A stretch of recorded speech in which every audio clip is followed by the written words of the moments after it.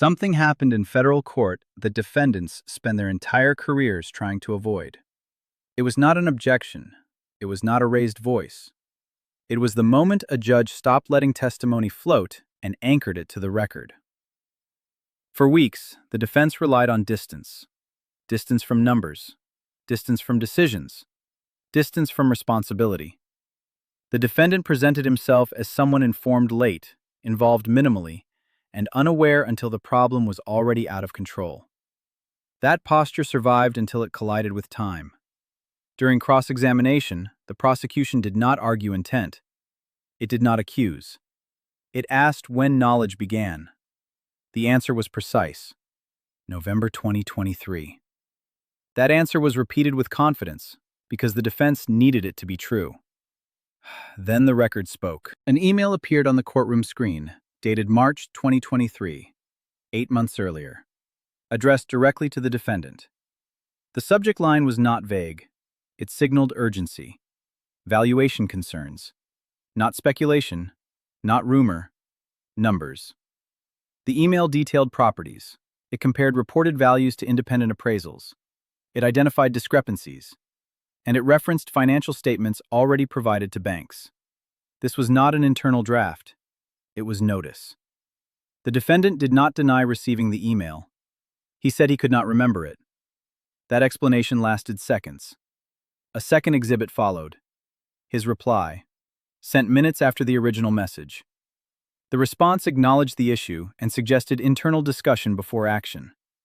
That response mattered more than the email itself, because responding means reading, and reading means understanding. At that moment, the defense narrative cracked. The claim of late discovery could no longer coexist with a documented exchange from months earlier. But the trial did not stop there. The judge intervened. Not loudly, not emotionally, procedurally. Counsel was called to the bench. The discussion was recorded. The judge stated she had reviewed the email chain. She stated that the defendant's testimony about not remembering or understanding the email did not align with the language used in his response. That statement alone altered the courtroom's gravity. Judges rarely comment on credibility. They know the weight of their role. When they do intervene, it is because the contradiction is no longer subtle. When proceedings resumed, the judge addressed the jury directly. She instructed them to carefully examine the email and the response. She told them to consider whether the wording demonstrated understanding, and she told them to weigh that against the testimony they had just heard. That instruction was precise, and it was devastating. From that point forward, the jury was no longer listening passively.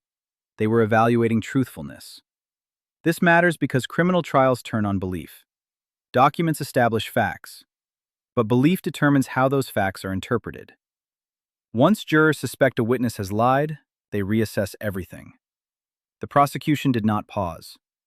It introduced additional emails from the same period, March through summer 2023. Each addressed to the defendant, each referencing valuation problems, appraisal gaps, or bank disclosures. Some were answered, others were forwarded with notes. This was not accidental inclusion. This was pattern. The defense could no longer argue isolation. The defendant was not removed. He was present. He was informed. He was engaged. Then came the question that sealed the shift. After receiving these emails, what action was taken to correct the problem? There was no correction identified, no disclosure to lenders, no revision of statements, no halt to submissions, only discussion, delay, waiting. In law, delay is not neutral when false information remains active. Allowing inaccuracies to persist is a choice. By the end of the day, the jury had witnessed something rare. A defendant whose testimony was contradicted not by opinion, but by his own written words. And a judge who ensured the jury understood that conflict. Once credibility is compromised, the trial stops being about explanation and becomes about inference. The jury is no longer deciding what might have happened. It is deciding what the defendant chose to do after learning the truth. This distinction matters. The law does not require dramatic misconduct. It requires awareness followed by action, or deliberate inaction. When a defendant knows that information submitted to banks is inaccurate and allows it to stand, that inaction becomes part of the conduct. The emails established notice. The testimony established contradiction. What remained was intent.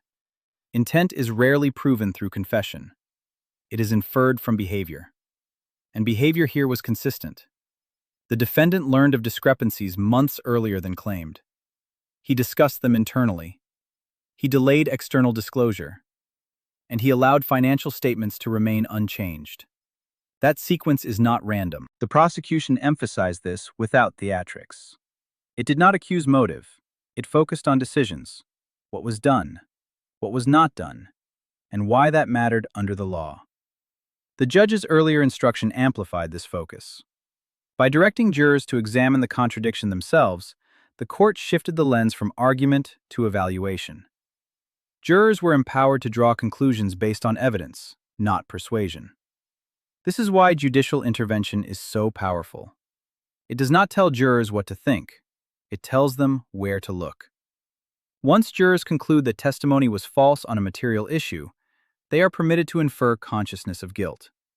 The law recognizes that people lie to avoid consequences, not by accident. The defense attempted recovery through character witnesses. But character does not answer documents.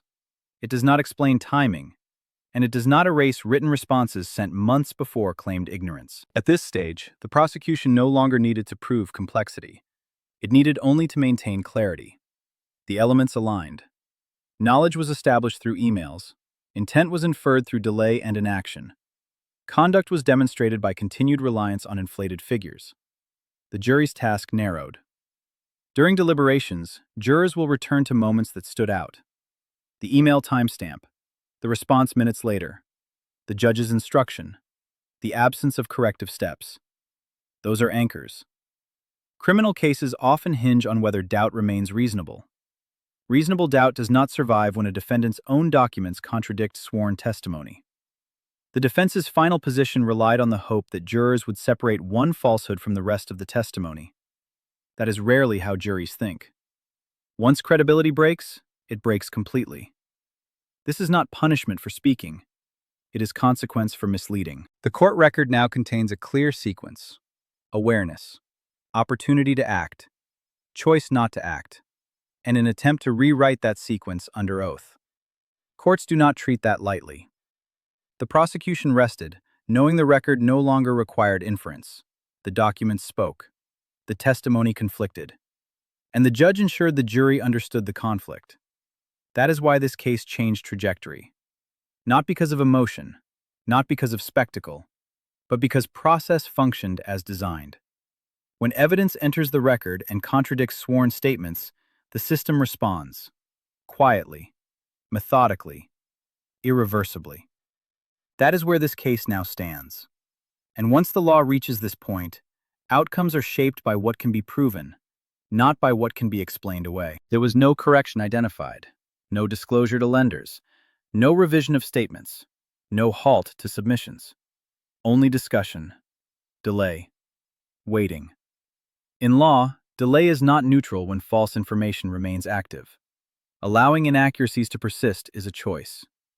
By the end of the day, the jury had witnessed something rare. A defendant whose testimony was contradicted not by opinion, but by his own written words. And a judge who ensured the jury understood that conflict.